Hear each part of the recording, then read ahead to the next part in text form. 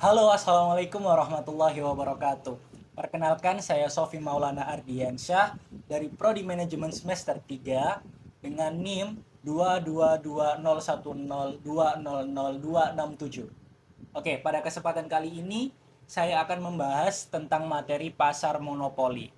Nah, pasar monopoli ini termasuk jenis pasar persaingan tidak sempurna. Lalu jika dibedah dari segi bahasa nih, monopoli ini didapat dari bahasa Yunani, yaitu monos, berarti satu, dan polein yang berarti menjual.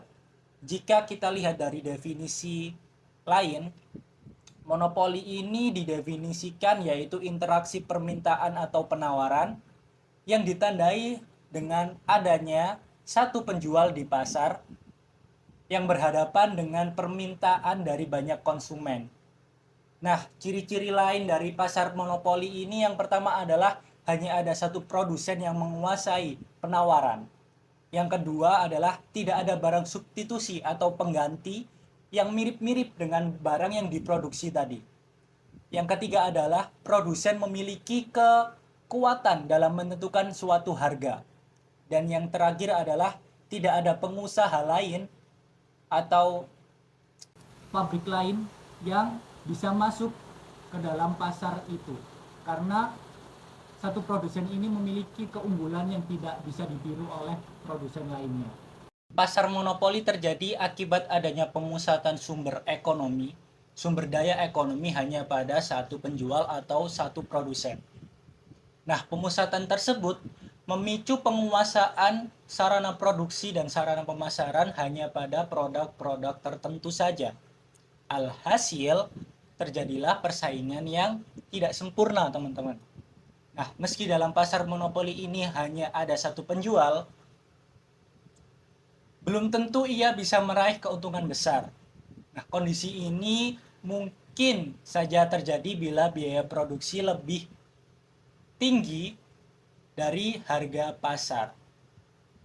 Pasar monopoli sendiri bisa terjadi karena beberapa sebab.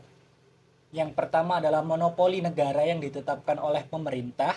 Yang kedua adalah kekuatan atau modal besar dari pihak swasta. Yang ketiga karena diberikan kedudukan monopoli oleh undang-undang. Misal hak merek, paten, dan hak cipta.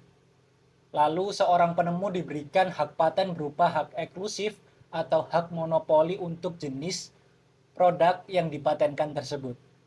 Yang keempat, karena keterbatasan pasar atau pasar tidak diminati pelaku usaha lain. Nah, ini yang menyebabkan hanya ada satu penjual di pasar tersebut. Yang kelima, secara historis hanya ada satu produsen dalam industri. Yang keenam, pembatasan impor dan adanya ketentuan lisensi dari perusahaan asing yang berlaku hanya untuk satu mitranya saja di dalam negeri. Nah, pasar monopoli sering dianggap merugikan karena hanya ada satu penjual di pasar tersebut. Namun sebenarnya ada beberapa keunggulan atau kelebihan dari pasar monopoli itu tadi, teman-teman. Yang pertama, harga yang stabil disebabkan tidak adanya persaingan di pasar tersebut. Harga yang stabil memudahkan konsumen untuk menganggarkan biaya dan memprediksikan laba. Lalu keuntungan yang kedua adalah pasar monopoli mudah mengembangkan skala ekonomi. Perusahaan monopoli mudah memproduksi barang atau jasa dalam jumlah besar dengan biaya yang rendah. Yang ketiga, kelebihannya adalah karena menguasai pasar, produsen ini mudah mengadakan riset dan pengembangan produk dengan biaya yang lebih efisien atau lebih murah. Lalu keuntungan selanjutnya adalah tidak akan mungkin timbul perusahaan-perusahaan kecil sehingga perusahaan monopoli akan tumbuh semakin besar. Nah, selain beberapa kelebihan dari pasar monopoli ini tadi, juga memiliki kekurangan, terutama bagi konsumen yang memanfaatkan produknya. Kekurangan yang pertama adalah konsumen tidak memiliki banyak pilihan, karena hanya ada produsen itu saja. Lalu konsumen ini sulit mencari produk pengganti atau produk substitusi yang saya jelaskan di awal pembahasan tadi. Sehingga jika ada produsen mengalami guncangan, konsumen tersebut menjadi pihak yang sangat dirugikan karena ada barang lain. Yang ketiga, harga barang bisa saja berubah sewaktu-waktu tanpa alasan karena hanya ada satu pemain di dalamnya. Maka konsumen mau tidak mau harus menerima kondisi tersebut.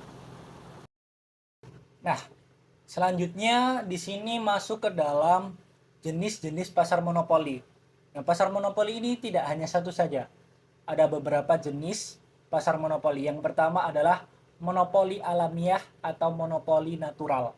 Nah, pasar monopoli alamiah ini terbentuk ketika cangkupan pasar sangat kecil sehingga hanya bisa mengakomodasi satu penjual saja.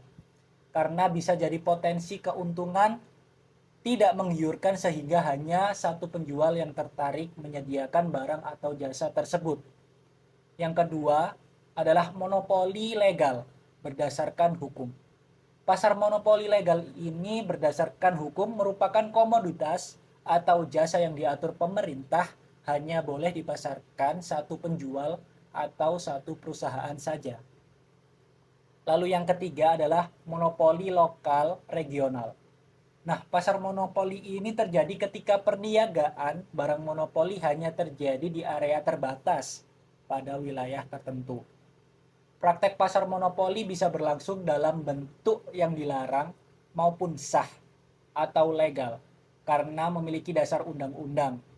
Nah, di Indonesia ini diatur dalam Undang-Undang Nomor 5 Tahun 1999 tentang larangan praktek monopoli dan persaingan usaha tidak sehat. UU tersebut mendefinisikan praktek monopoli sebagai berikut. Praktek monopoli adalah pemusatan kekuasaan ekonomi oleh satu atau lebih pelaku usaha yang mengakibatkan dikuasainya produksi dan pemasaran atas barang dan atau jasa tertentu sehingga menimbulkan persaingan usaha tidak sehat dan dapat merugikan kepentingan umum. Yang artinya, berdasarkan ketentuan di atas, monopoli dilarang di Indonesia jika memicu persaingan tidak sehat yang dapat merugikan kepentingan masyarakat secara umum. Di sisi lain, ada sejumlah praktik monopoli yang diizinkan oleh undang-undang. Salah satunya adalah praktek monopoli oleh perusahaan milik negara atau BUMN dalam kegiatan produksi barang atau jasa yang terkait dengan kebutuhan vital masyarakat di Indonesia. Lalu praktek pasar monopoli banyak terjadi di Indonesia. Beberapa di antaranya memang dibentuk oleh pemerintah, contohnya PLN atau BUMN. Untuk mengendalikan harga dan melindungi hak-hak para konsumen. Beberapa contoh pasar monopoli di Indonesia, misalnya praktek monopoli PLN tadi, dalam industri pembangkit listrik dan distribusinya, atau praktek monopoli dari Pertamina dalam hal bahan bakar bensin dan gas yang kita pakai sehari-hari. Nah, adapun pasar monopoli alami tidak ditemukan di Indonesia karena regulasi pemerintah melarang hal tersebut.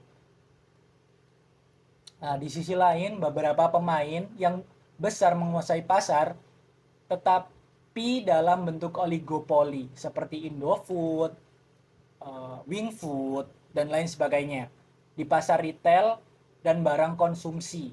Mungkin itu saja yang dapat saya sampaikan tentang materi pasar monopoli. Kurang lebihnya saya mohon maaf.